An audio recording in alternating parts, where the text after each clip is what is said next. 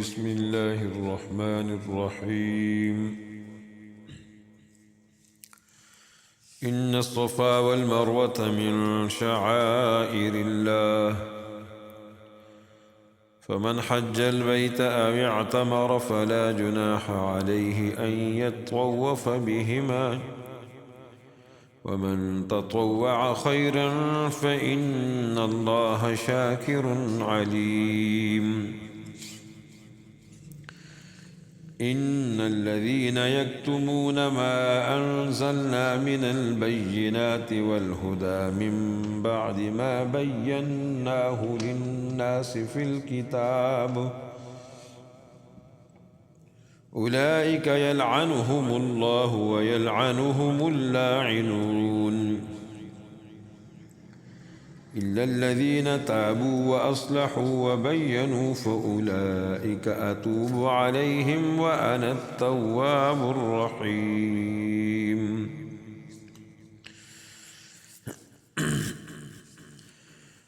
آیات مذکورہ سے پہلے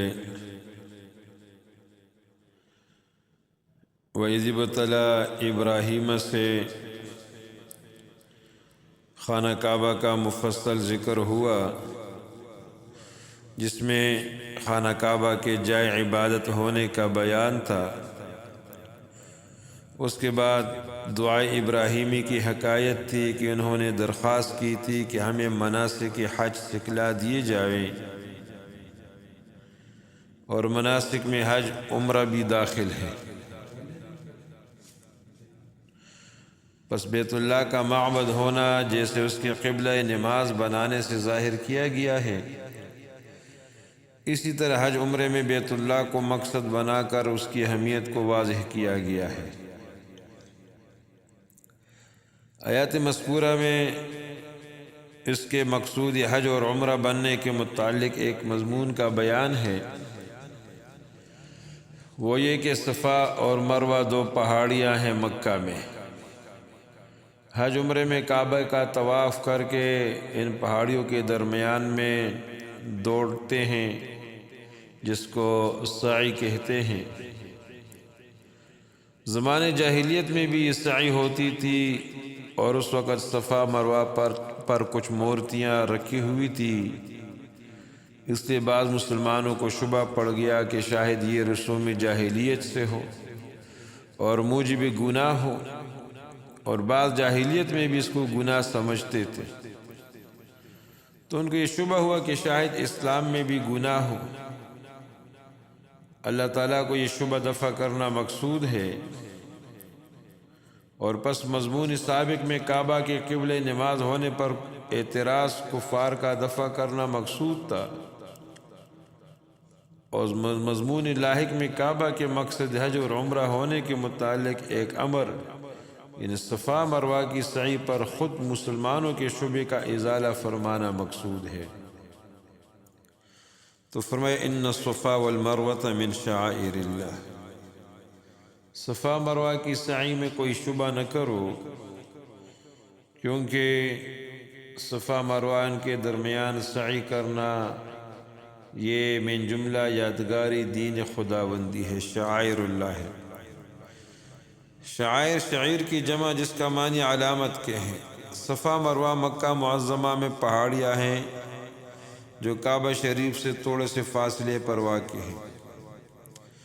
ان میں صفا بنسبت مروہ کے کعبہ شریف سے زیادہ قریب ہے۔ حج اور عمرے میں 7 مرتبہ ان دونوں پر آنا جانا ہوتا ہے، اس کو سعی کہا جاتا ہے۔ یہ حج اور عمرہ دونوں میں واجب ہے۔ اللہ جل شانہ نے صفا مروہ کو شعائر اللہ کہہ دیا ہے، جس کا معنی ہے کہ دونوں اللہ کی دین کی نشانیوں میں سے ہیں۔ ان کے درمیان سعی کی جاتی ہے جو مناسک حج میں سے ہے، اور حج اسلام کے 5 ارکان میں سے ہے۔ تو اس اعتبار سے دین اسلام میں ان دونوں کی بڑی اہمیت ہے۔ ان دونوں پہاڑوں کے درمیان آنے جانے کی ابتدا کس طرح ہوئی، اس کا واقعہ ابن عباس رضی اللہ عنہ سے صحیح بخاری میں اس طرح نقل ہے کہ بحکم خداوندی حضرت ابراہیم علیہ السلام اپنی بیوی حضرت ہاجرہ اور اپنے بیٹے اسماعیل علیہ السلام کو مکہ معظمہ میں چھوڑ کر تشریف لے گئے، جو اس وقت ایک چھٹیل میدان تھا۔ ان کے پاس ایک تیلے میں کچھ کھجوریں اور مشکیزہ میں پانی رکھ دیا۔ جب واپس ہونے لگے تو حضرت اسماعیل علیہ السلام کی والدہ ان کے پیچھے ہو لی اور کہنے لگی کہ ابراہیم، ہمیں یہاں چھوڑ کر آپ کہاں جا رہے ہیں؟ یہاں نہ کوئی انسان ہے نہ کوئی اور چیز۔ کئی بار انہوں نے یہی سوال کیا۔ وہ سوال کر رہی تھی اور ابراہیم علیہ السلام ان کی طرف توجہ نہیں فرما رہے تھے۔ حضرت اسماعیل علیہ السلام کی والدہ نے سوال کیا، اللہ نے آپ کس کا حکم دیا؟ انہوں نے فرمایا ہاں۔ تو کہنے لگی، بس تو اللہ ہمیں بھی ضائع نہیں فرمائے گا۔ اس کے بعد حضرت ابراہیم علیہ السلام تشریف لے گئے۔ حضرت اسماعیل علیہ السلام کی والدہ اپنے بچہ اسماعیل کو دودھ پلاتی رہی اور جو پانی موجود تھا اس میں سے پیتی رہی۔ مشکیزہ میں جو پانی تھا جب وہ ختم ہو گیا تو خود بھی پیاسی ہو گئی اور بچہ بھی پیاسا ہو گیا۔ وہ بچے کو تڑپتا ہوا دیکھ رہی تھی۔ جب اس کی حالت نہ دیکھی جا سکی تو صفا پہاڑی پر چڑھ گئی تاکہ بچے پر نظر نہ پڑے۔ صفا پر کھڑے ہو کر نظر ڈالی کہ کوئی شخص نظر آ جائے۔ وہاں کوئی نظر نہ آیا تو صفا سے اتر کر مروہ کی طرف چلی۔ درمیان میں نشیب تھا۔ وہاں پہنچی تو تیزی کے ساتھ دوڑ کر گزر گئی۔ مروہ پر پہنچ کر پھر نظر ڈالی کہ کوئی شخص نظر آتا ہے یا نہیں۔ وہاں بھی کوئی نظر نہ آیا۔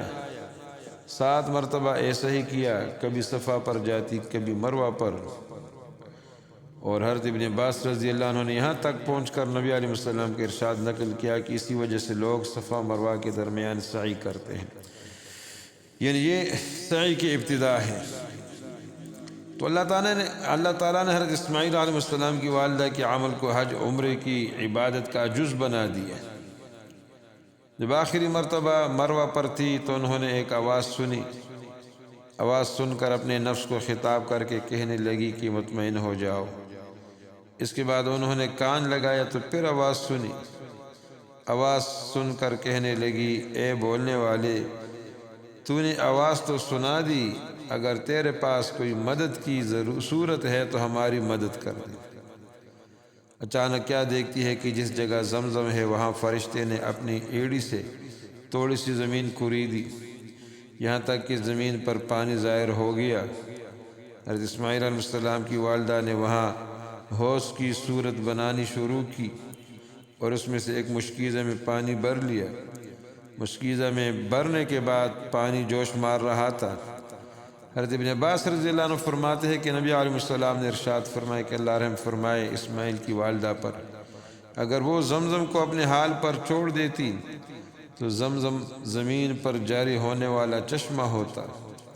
اب انہوں نے اس میں سے پانی پیا اور بچے کو دودھ پلایا، اور فرشتے نے ان سے کہا کہ تم ضائع ہونے سے نہیں ڈرنا، کیونکہ یہاں بیت اللہ ہے جسے یہ لڑکا اور اس کی والد دونوں مل کر تعمیر کریں گے۔ فرشتے نے یہ بھی کہا، بلا شبہ اللہ اپنوں کو ضائع نہیں فرماتا۔ اس کے بعد بخاری شریف میں ہے کہ وہاں بنی جرہم کے آباد ہونے، قبیلے بنی جرہم کے آباد ہونے اور اسماعیل علیہ السلام کی کسی قبیلہ میں شادی ہونے کا اور حضرت ابراہیم علیہ السلام کے تشریف لانے کا اور کعبہ شریف تعمیر کرنے کا ذکر ہے۔ تو اللہ تعالیٰ کو حضرت اسماعیل علیہ السلام کی والدہ کا صفا مروہ کے درمیان آنا جانا ایسا پسند آیا کہ حج عمرہ کرنے والوں کے لیے اس کو احکام حج اور عمرے میں داخل فرما دیا۔ اللہ کی راہ میں قربانی والوں کی بھی عجیب شان ہوتی ہے۔ صحیح بخاری میں حضرت عاصم بن سلیمان رضی اللہ عنہ سے نقل ہے کہ ہم نے حضرت انس رضی اللہ عنہ سے صفا مروہ کے بارے میں دریافت کیا تو انہوں نے فرمایا کہ ہم لوگ ان پر آنے جانے کو جاہلیت کے کاموں میں سے سمجھتے تھے۔ جب اسلام آیا تو ہم نے ان پر جانے سے رک گئے تو اللہ تعالیٰ نے یہ آیات نازل فرمائی، ان الصفا والمروۃ من شعائر اللہ۔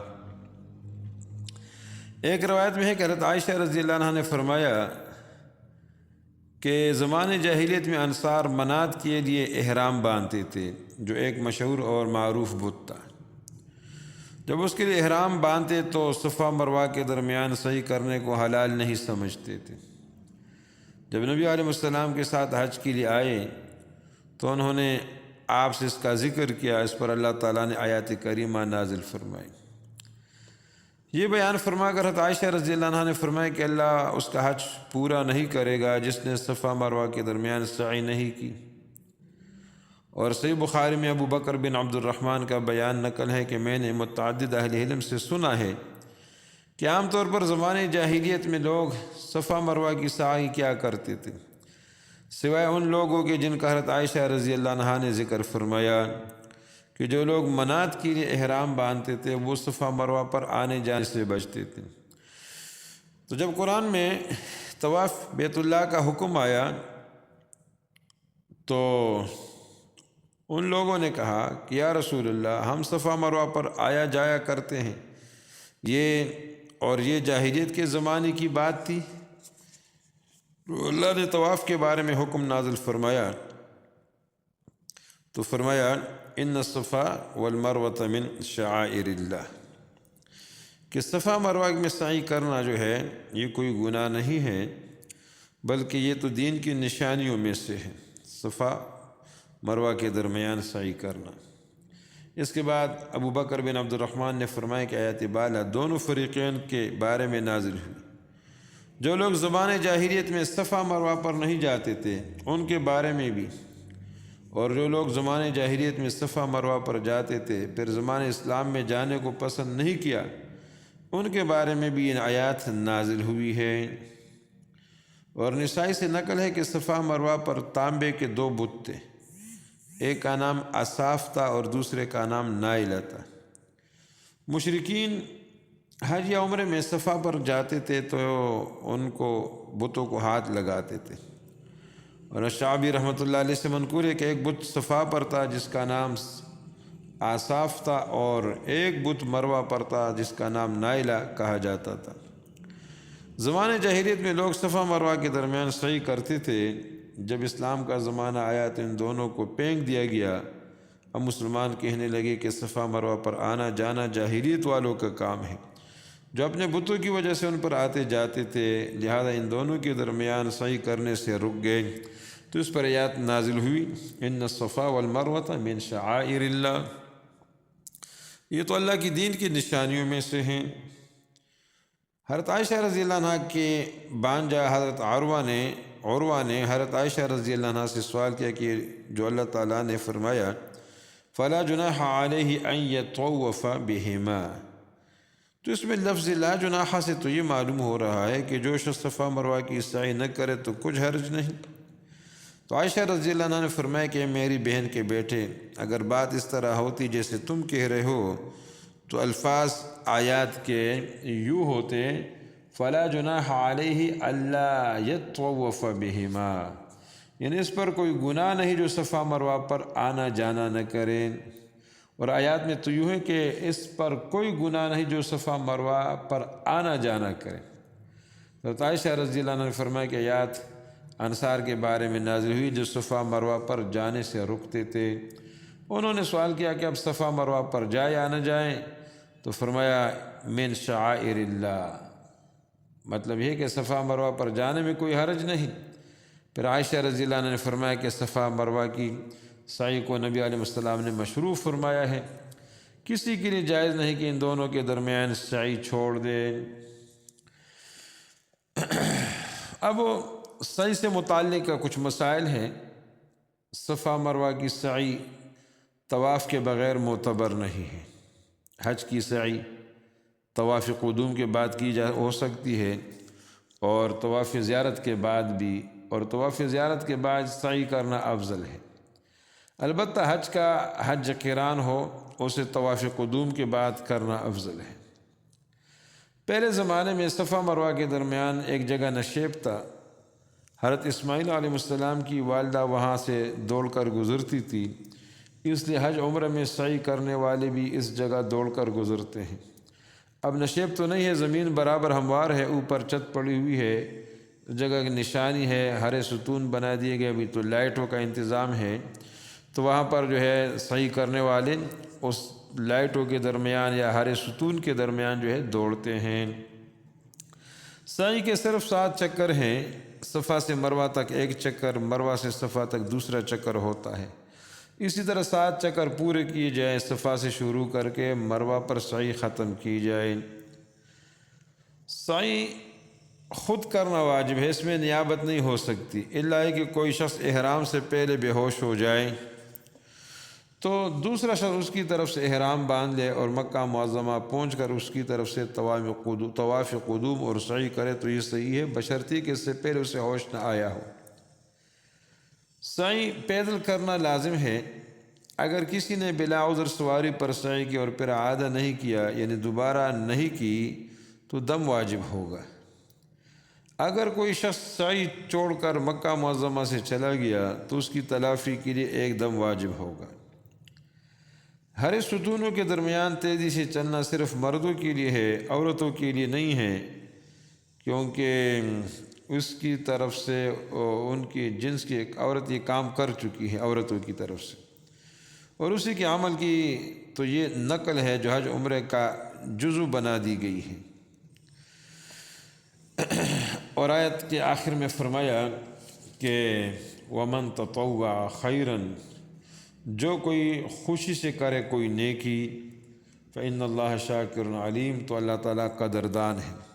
تو جو شخص بھی کوئی اچھا کام اپنی خوشی سے کرے جو اس پر فرض واجب نہ ہو تو اللہ تعالیٰ اس کا بھی ثواب دیں گے۔ اللہ تعالیٰ اعمال صالحہ کی قدردانی فرماتے ہیں، اور جو شخص کوئی عمل کرتے اللہ تعالیٰ کو اس کی پوری طرح خبر ہے، خیر شر کا کوئی ذرہ اللہ کے علم سے باہر نہیں ہے۔